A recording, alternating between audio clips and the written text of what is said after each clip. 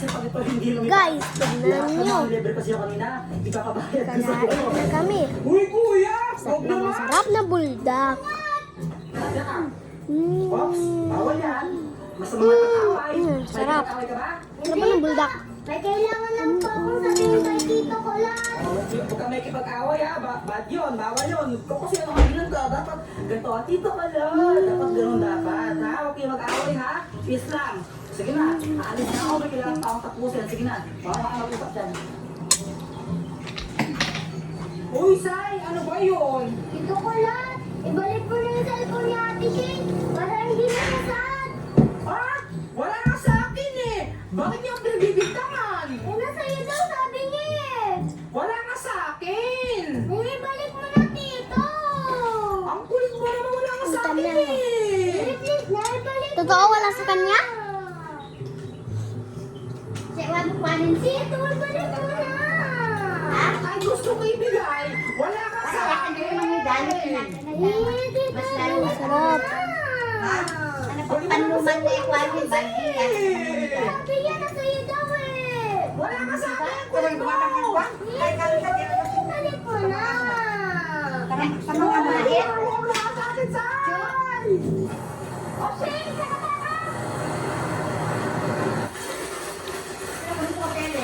Oh, kamusta mo lang?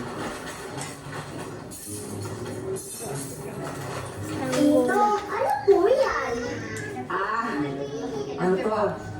Saranggola, yung ano pinapalipad ng mga bata. Ganda, di ba? Tapos may design pa siya na parang... Eagle? Ginawa niyo po ba yan? Hindi eh. Binili ko lang to. Eh, bakit niyo po binili? Akala ko, ginawa niyo lang po. Kumaingay. Respetan natin to ha. Dapat tayo lang yung nakakaalam na binili ko lang to. Hindi ako gumawa nito. Ha? Dapat walang makaalam na yung tita mo. Hindi ka pwede malaman na binili ko to ha. Kumari ako ay gumawa nito, okay? Diba ang Bakit sarap? naman po? Kaya kasi, pupustahan kami ng tita mo. Pinag-usapan na kami, kailangan kong gumawa ng saranggola. Kasi hindi siya niniwala na kaya kong gumawa ng saranggola eh. Kaya, ayun, ang pustahan namin, kapag nakagawa ako ng saranggola, bibigyan niya ako ng 1,000. Sige po, tita. Hindi ko po sasabihin. Kaso po, maniniwala po kayo si tita. Oo naman, maniniwala yun. Uto-uto ka tita mo. Ano ang tota? Ha? Hindi uto-uto ang sabi ko. Si Tuto. Ano yung tawag? Yun yung nickname niya. Ano yung tawag sa mga barkada niya? Yun yung tawag sa akin yung mga barkada niya, di ba? Yung mga ano niya? Tuto. Hindi ah. Toto yun, hindi tuto. Ano ba? Yun yung sabi mo ano yun, ang sisiw na bata kanina, tinatawag siya Tuto. Baka Bisaya. Makikinig ka na lang, mali-mali ka pa eh. Yung sinabi niya Tuto, nga Tuto. Teka, yun na ba yung saranggolang ginawa mo? Oo, ang ganda, di ba? Di ba? Invisible Coke daw ito. Napakaganda ng design, tapos ang laki pa, oh. Ikaw ba talaga gumawa niyan? Eh baka mamaya pinagawa mo lang yan sa iba. Oh, ba't ko naman pagkagawa ko sa iba? Di ba kanina kita mo nag-uumpisa ako? Siyempre, ako gagawa nito, yun yung pustahan natin eh. Hindi ko ito pagkagawa, tsaka may weakness ako. Kanina pa nakatingin sa akin si Sai-Sai. Ano, tawag dito, pinapanood niya ako habang gumagawa. Di ba, Sai-Sai, ako yung gumawa niyan, Sai-Sai, di ba? Apo, Lagay mo na lang kasi tubig mo dun oh. Oo, di ba? Dun mo. O sige nga, palit-palit ko nga yan, kulilipad. Baka mamaya Ay, di na lumipad dyan eh. Ha? Sinitayin mo lang, inaasambol ko talaga yung mga parang bakal-bakal yan, tsaka mga ano.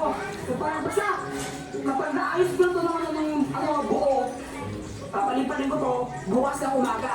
At paglipad to, naku, ihanda mo na yung pinagpupusta mo sa akin. Natalong-talo ka na! Lilipad dyan, baka di mo nga lumipad dyan. Lilipad to, siyempre, ang ganda na to, agila pa ako, ikay to, agila to, talo ka sa pista. yan ako. Yan, Rosa, insan, pabangka ah. Daga, okay. Saan mo punta? bibili ako ng ulam. Eh wala na akong ulam ko, parang walang ulam. Wala nga, kasi hindi ako nagluto. Kasi kanina ko ginagawa to eh. Pwede yung pabagdag naman, kapag bibili ka ng ulam,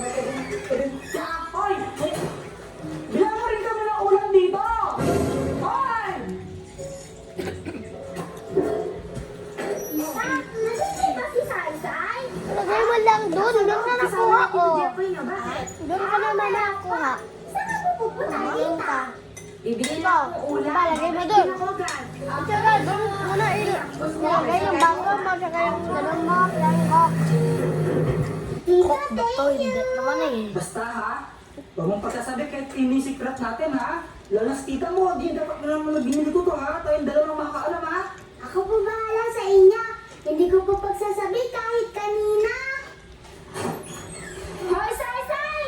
Bakit Ate Shane? Simula ngayon, di na kita kaibigan. Ha? Bakit naman?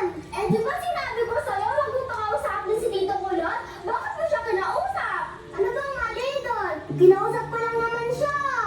Eh, di ba nga, di ko pati si Tito Kulot? Kasi tinawag ko niya yung cellphone ko. Hanggang ngayon, di niya pa rin binabalik. Kaya ko nga siya kinausap para sabihin na ibalik yung cellphone mo. Eh, basta, hindi na rin kita bate. Wala na dito. Bakit mo kayo nag-away ha? Nakapano kayo? Ba't matulog kasi si Saysay? Isasay po kasi eh, kinausap na si Tito Kulot. Anong ngayon? Anong mali doon? Ha? Bakit? Masama ba kung kakausapin niya si Tito Kulot ninyo? Eh, Tito, dapat pati siya, di na rin po pati si Tito Kulot. Bakit ba? Ano bang issue mo kay Tito Kulot mo? Eh, kasi po, tinago po ni Tito Kulot yung cellphone ko eh. Hanggang ngayon, di niya pa rin po binabalik. Sigurado ka ba? Sigurado ka na si Tito Kulot mo yung kumuha ng cellphone mo? Sure ka talaga? Eh, siya lang naman po yung kasama ko kanina eh. Ay nako. Kung ngayon, kung may trato sa'yo si Kulot, bakit pati siya kailangan hindi niya kusapin sa'yo si Tito Kulot ninyo? Eh, basta po, dapat di na rin po pati si Tito Kulot. Ay, naku, hindi tama yung ganang mindset ha? Wala namang ginawa si Tito Kulot yung sa kanya. O, anong masama kung makausapin niya si Tito Kulot ninyo?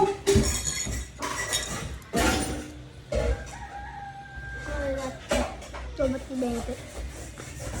Bakit yun? Anong kwento yan? Paano na siya?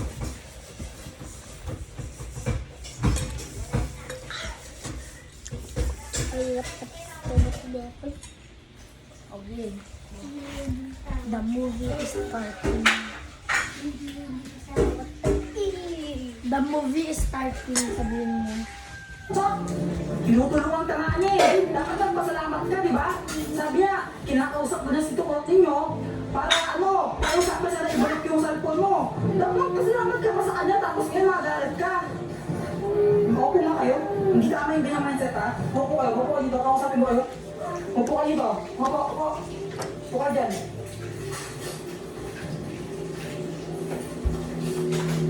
Shane, hindi tama yung ginawa mo ha. Mali yan.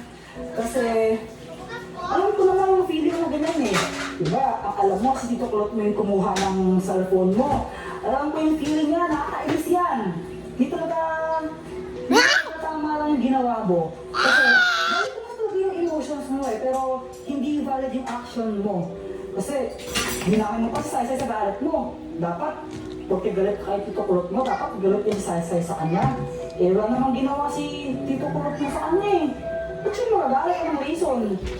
Tsaka isa pa, diba wala ka naman proof na si Tito Kulot mo talagang kumuha ng cellphone mo. Ang alam mo lang, kasama mo siya kanina, pero wala kang pruweba na siya talaga yung kumuha ng cellphone mo. Diba? Oh, ano nangyari? Bakit umiiyak si Saysay? Eh, nag-away silang dalawa. Nag-away silang dalawa. Bakit mo sila nag-away? Eh, ito si Shane kasi, galit kayo, no? Kay Kulot. Oh, ngayon, umibigay na kasi si Kulot na na siya yung kumuha ng cellphone niya. Kaya, ayun, galit siya kay Kulot. So, gusto niya, galit din si Saysay kay Tito Kulot nila. Kapag hindi galit si Saysay sa kanya, parang friendship over na sila, gano'n. Gano'n yung gusto niya. Ay, grabe ka naman siya. Hindi ka ginagawa mo ha. O, ito yung cellphone mo. Ha? Bakit mo na sa inyo yung cellphone ko? Ikaw po ba yung kumuha? Hindi, no? Ayun sa yan. Umiyak na ako. Nagalilan ka. So, hindi po si Tito Kulot yung kumuha? Oh, Hindi talaga. Ay, buwanin. Nagtagal niya ako! isa pa yun. Isa pa yun. Pinagbinta lang Ilagay mo dun sa lababo. kasi kumuha ng cellphone mo, pero wala ka ng pruweba. Alam mo na, kasama mo siya, pero tinanong. Ilagay mo dyan para naman mo na. Nahuli